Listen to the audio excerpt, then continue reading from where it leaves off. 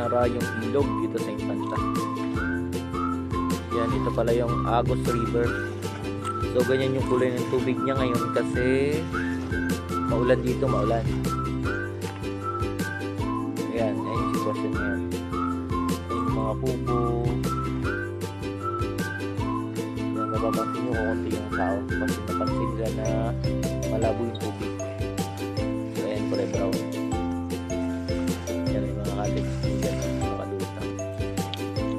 So yung mga cottage sa kabila nakataas kasi niya ay labo, maulan, bumaha.